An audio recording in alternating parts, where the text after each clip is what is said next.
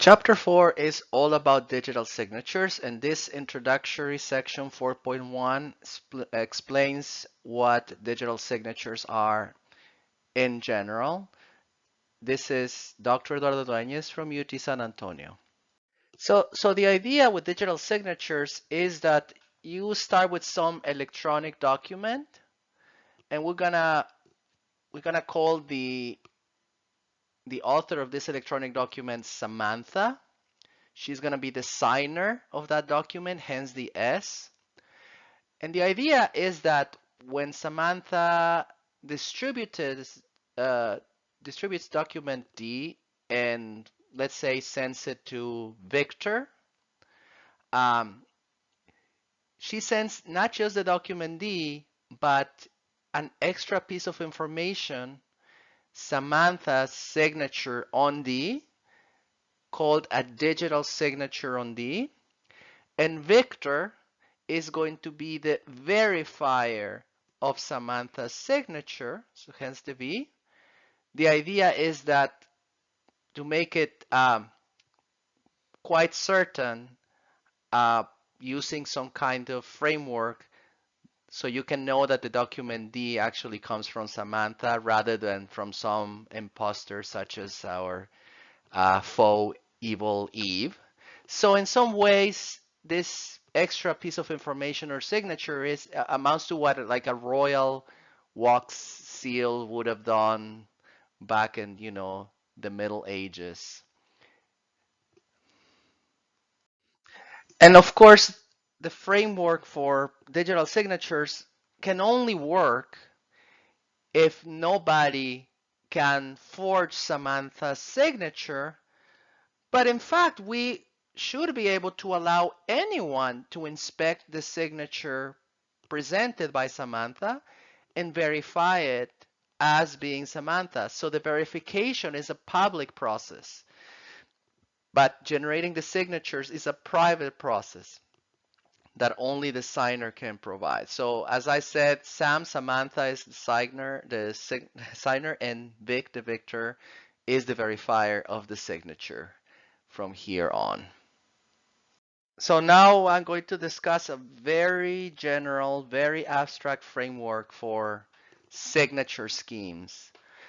A signature scheme, as I described in the previous slide, when you try to formalize it mathematically, there's going to be two critical pieces of information. A key that is going to be private and that is going to only private to the signer, and it is used to sign. So that piece of information, the private key, is necessary to create the signatures, and this is known only to the signer. Whereas for verification purposes, we are also going to have a accompanying and corresponding public key, and that is known to everyone.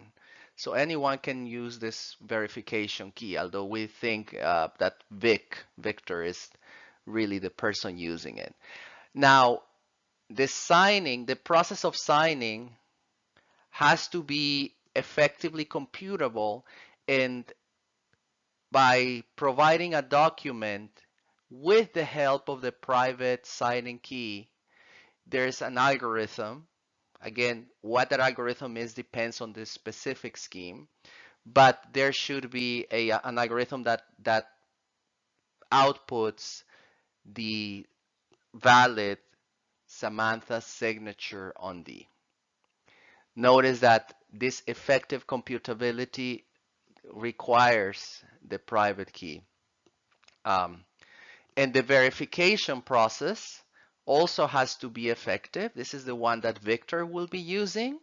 Victor uses the document he received together with the signature presented on it, and the public verification key feeds it to whatever the verification algorithm is, and that algorithm either outputs valid if the signature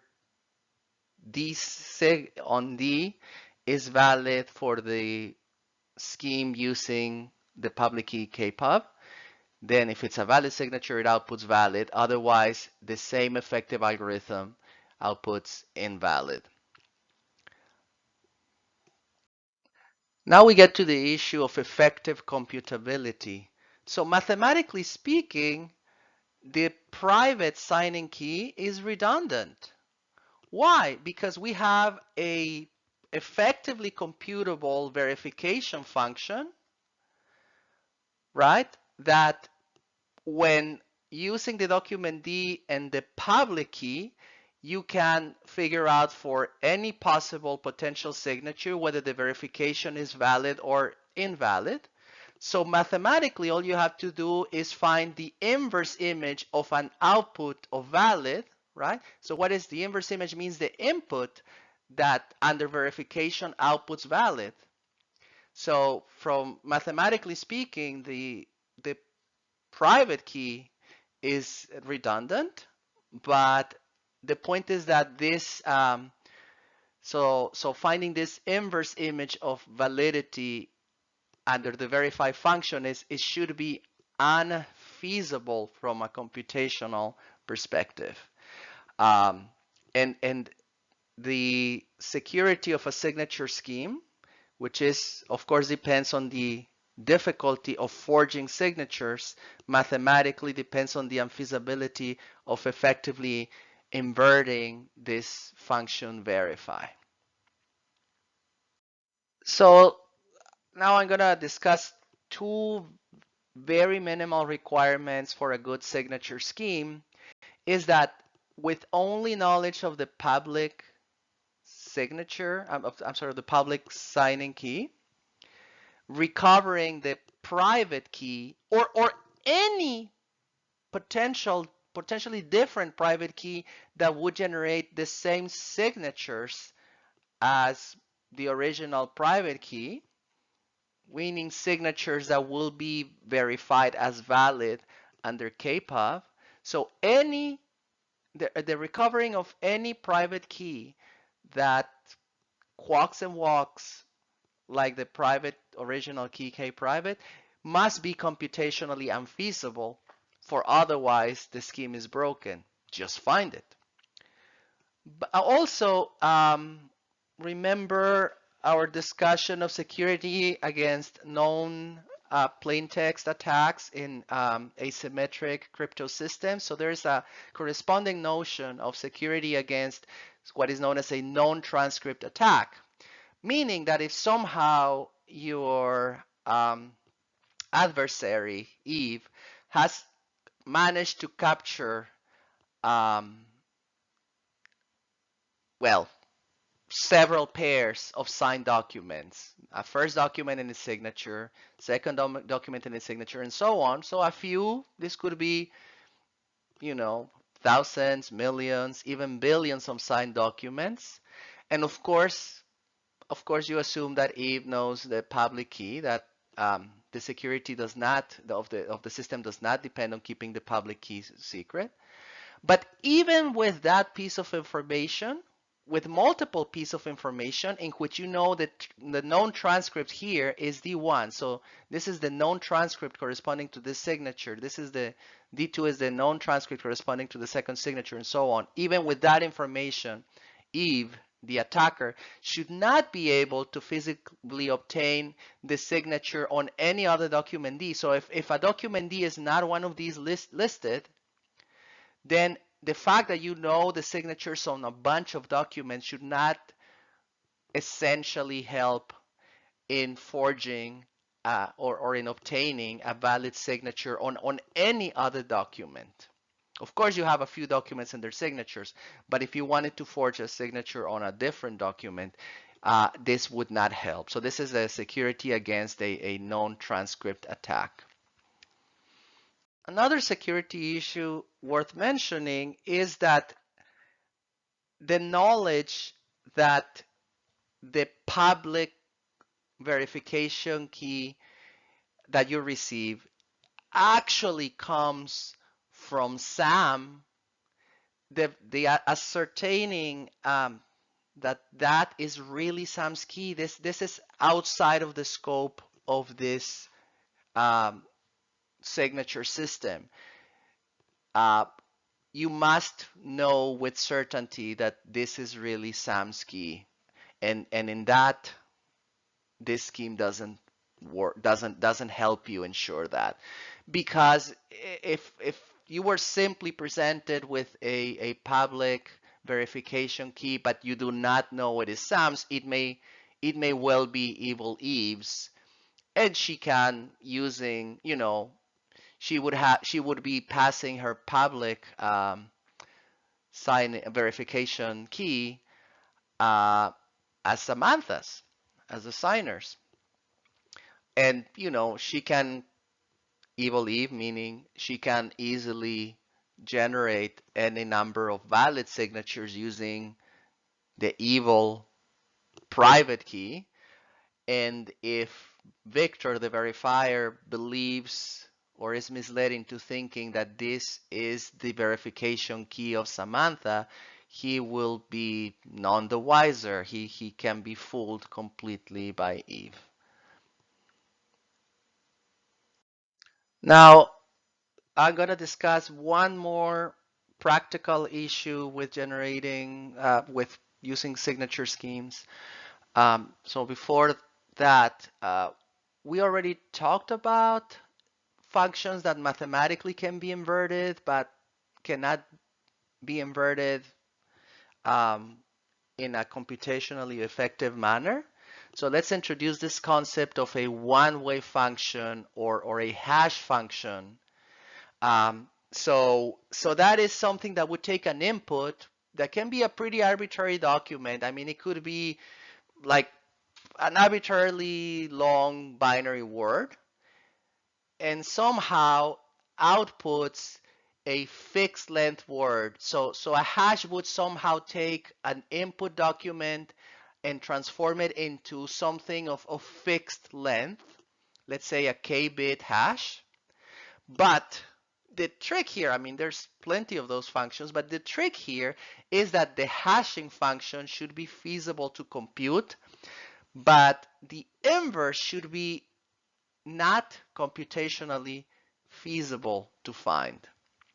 As soon, of course, if the output is only a couple of bits, that this is a fairly easy thing. I mean, there's lots of ways of trying um, to weaken the hash system and attack it. But as soon as the number of bits is reasonably large, like a couple hundred, it should be computationally unfeasible to invert this function. So it should be difficult to find the documents that have a given hash.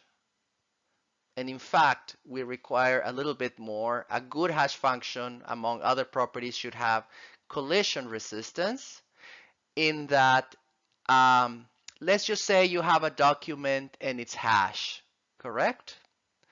It should be unfeasible to find a different document, so a new document D prime that has the same hash. So it should be really hard. I mean, of course, if you encode D to its hash, you know that this is actually the hash of some document, namely D. But it should be hard to find any other document that has the same hash. That is a resistance to collision. It should not be feasible to do so. You're going to see why in a second, because we're going to use hash to implement signature schemes in a more effective fashion practically. So following up on our discussion of hash functions, let me bring up a practical issue, which is that a signature scheme typically only works directly with documents of some fixed small length. Like, for instance, a document that consists of k bits, and k, as I said, could be a few hundred or a few thousand bits. Now, real world documents may be megabytes or gigabytes, and you still want to produce signatures on them. But in practice, signature schemes can only sign something that is pretty short. So the trick here is that to sign arbitrary documents that can be very big, what you first do is you replace D any document D with a small hash of fixed length, let's say whatever, 128 bits, and the signature that you produce with a signature scheme is really signing not the original document D, but the hash of the original document, right? And that's, now you can go back to the collision resistance of the hash and see why it is a really desirable property when you want to use the signature scheme together with a hashing function. Because if you have a valid signature on the hash of a document D and a different document D prime had the same hash as D, then the signature would be a valid signature on the hash of both D and D prime. So you would effectively be finding a valid signature on a different document from D, and therefore your adversary could replace the document D and its signature with a different document D prime and the corresponding signature simply by virtue of a collision at the hash level. All right, so with that, we finish this preliminary, very abstract discussion of signature schemes.